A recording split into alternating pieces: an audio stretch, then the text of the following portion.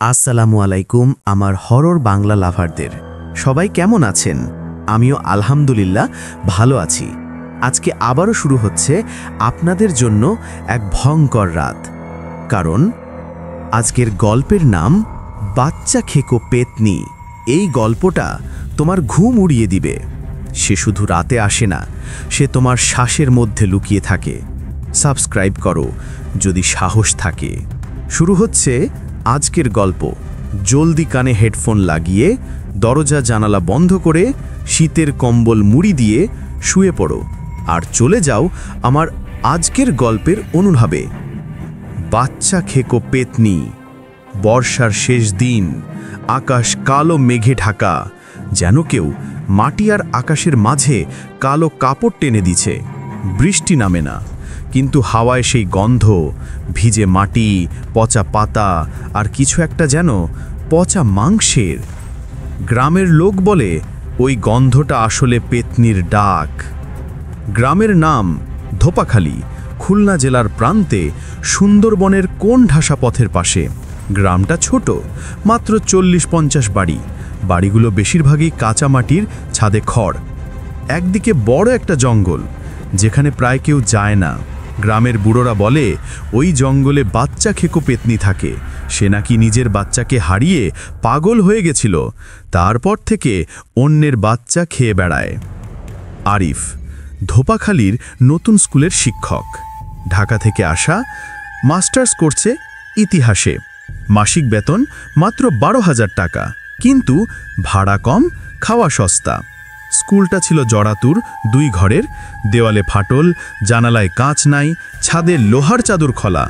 কিন্তু আরিফ ভালোবাসে এই জায়গাটাকে, কারণ এখানে শান্তি, বা অন্তত তাই ভাবত। প্রথম মাস কেটে গেল স্বাভাবিকভাবে। ছেলেমেয়েরা ভালো, গ্রামের মানুষ আপ্যায়ন করে।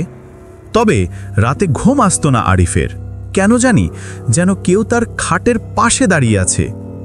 একদিন রাতে ঘুম থেকে উঠে দেখে দরজার নিচ দিয়ে লাল রঙের একটা তরল জিনিস ঢুকছে।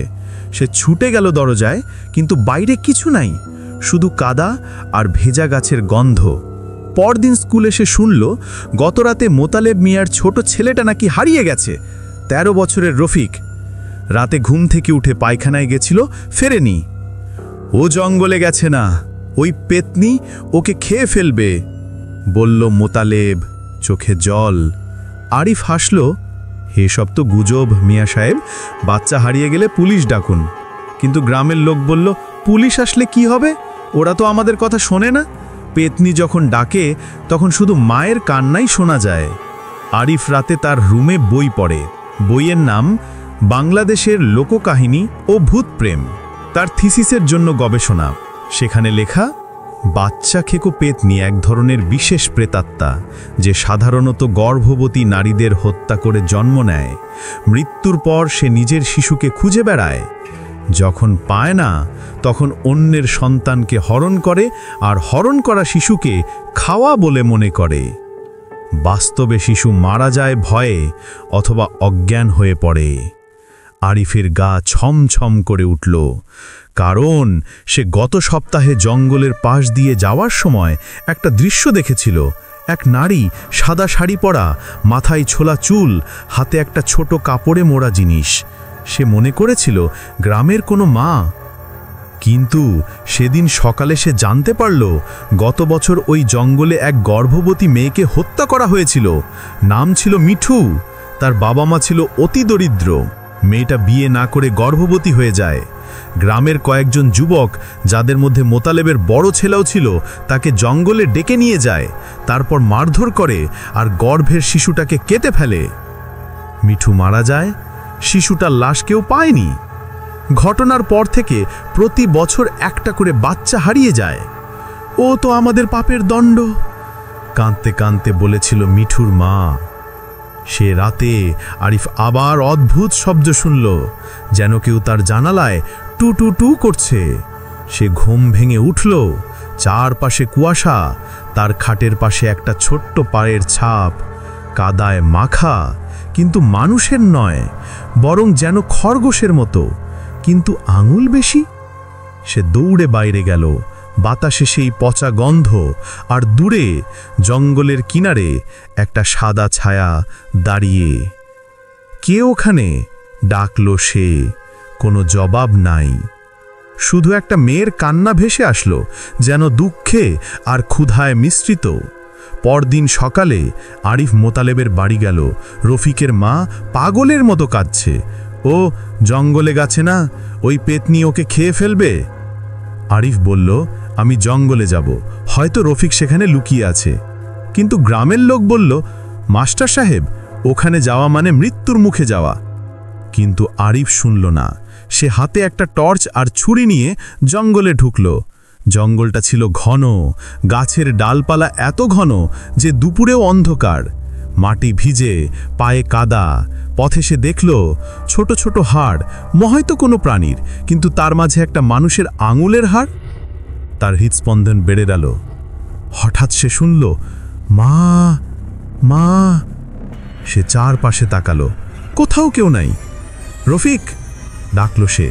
জবাব নাই, শুধু হাওয়ায় এক অদ্ভুত গুঞ্জন, যেন হাজারো পিঁপড়ে একসাথে হাঁটছে। সে আরও ভিতরে গেল।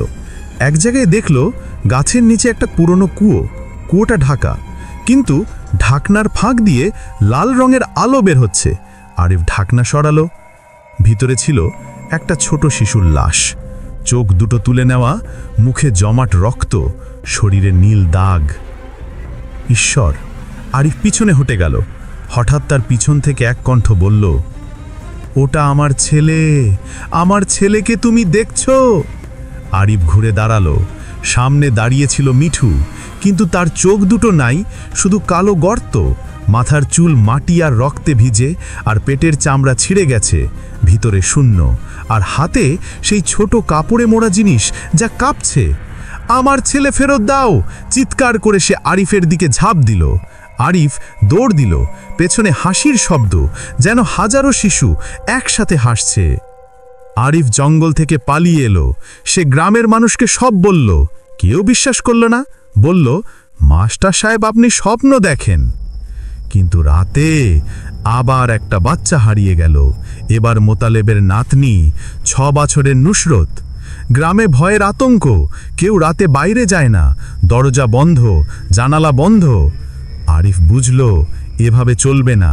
সে মিঠুর মাকে খুঁজে বার করল। বুড়ি এখন পাগলের মতো বাস করে গ্রামের প্রান্তে এক ঝোপের নিচে। আমি তোমার মেয়ের প্রতিশোধ নিতে চাই, বলল আরিফ। বুড়ি চোখ তুলে বলল, শুধু একটা উপায় আছে। পেতনিকে শান্ত করতে হবে তার ছেলেকে কুয়োতে ফেরত দিয়ে। কিন্তু সে ছেলের হাড় পাওয়া যায়নি। কিন্তু আমি দেখেছি, বলল আরিফ। আমি হাড়টা আনব। যদি তুমি হাড়টা নাও, তবে পেতনি তোমাকে ছাড়বে না। সে তোমার পিছনে লেগে থাকবে যতক্ষণ না তুমি মরো। আরিফ মাথা নাড়ল। তবুও আমি যাব। পরের রাত আরিফ আবার জঙ্গলে গেল। এবার সে নিয়ে এলো লাল মাটি, নারিকেলের তেল আর একটা পুরনো কুড়াল। কুয়োর কাছে গিয়ে সে দেখল দরজা খোলা। ভিতর থেকে লাল আলো বের হচ্ছে, আর ভেসে আসছে শিশুর হাসি। সে গভীর নিঃশ্বাস নিল। কুয়োর ভিতরে নামল। ভিতরে ছিল অন্ধকার, শুধু লাল আলো জ্বলছে এক কোণে। সেখানে ছিল সেই শিশুর হাড়গুলো, সাজানো যেন কোনো পূজার বেদি। আরিফ হাড়গুলো কাপড়ে মুড়ে নিল। হঠাৎ কুয়োটা কাঁপতে শুরু করলো, আর এক কর্কশ কণ্ঠ, আমার ছেলে কে নিল? আমার ছেলে কে নিল? আরিফ দৌড় দিল, কিন্তু কুয়োর মুখে এখন মিঠু। তার মুখ এবার সম্পূর্ণ বিকৃত। মুখে লাল লাল ঘা, জিভ বের করে, হাতে লম্বা নখ। আমার ছেলে ফেরত দাও! চিৎকার করে সে আরিফের দিকে ঝাঁপ দিল। আরিফ হাড়গুলো মাটিতে ফেলে দিয়ে কোড়াল তুলল। তুমি একজন মা, কিন্তু এভাবে প্রতিশোধ নিলে তুমি আর মা থাকবে না। তুমি শয়তান হয়ে যাবে। মিঠু থেমে গেল। তার চোখের গর্ত থেকে কালো জল পড়তে লাগলো। আমি শুধু আমার ছেলেকে চাই। তোমার ছেলে এখানে, কিন্তু তুমি যদি এখন শান্ত হও, তবে সে তোমার কাছে ফিরে আসবে। আরিফ হাড়গুলো তুলে মিঠুর হাতে দিল। মিঠু হাড়গুলো জড়িয়ে ধরে কাঁদতে লাগলো, যেন এক জীবনের কান্না একসাথে বের হচ্ছে। হঠাৎ কুয়োটা আলোকিত হলো সাদা আলোতে, আর একটা ছোট ছেলের আত্মা, ফর্সা, হাসিমুখ, মিঠুর কোলে এসে বসল। মা, বলল সে। মিঠু তাকে জড়িয়ে ধরে বলল, আমি তোমাকে হারিয়েছিলাম, এবার আর হারাবো না। পরের মুহূর্তে সব অন্ধকার মিলিয়ে গেল। সকালে আরিফ গ্রামে ফিরল। মিঠু আর তার ছেলের আত্মা জঙ্গলে শান্তি পেয়েছে। পরদিন নুসরতকে পাওয়া গেল গ্রামের কুয়োর পাশে ঘুমন্ত অবস্থায়। গ্রামে আবার শান্তি ফিরে এলো। কিন্তু আরিফ জানে, পেতনি চলে গেলেও মানুষের পাপ থেকে যায়। সে স্কুল ছেড়ে ঢাকায় ফিরে গেল না, সে থাকলো ধোপাখালিতে। কারণ এখানে সে শিখেছে, ভূত নয়, মানুষই সবচেয়ে ভয়ঙ্কর। মা হওয়ার কষ্ট কেউ বুঝে না, কিন্তু যে মা পেতনি হয়ে যায় সে আর কারো বাচ্চাকে ছুঁতে চায় না, শুধু নিজের হারানো ছেলেকে ফিরে পেতে চায়। এই গল্পটা ভালো লাগলে লাইক দাও, শেয়ার করো, আর আমার হরর বাংলা চ্যানেলটা সাবস্ক্রাইব করো, কারণ পরের গল্পটা আরও ভয়ঙ্কর।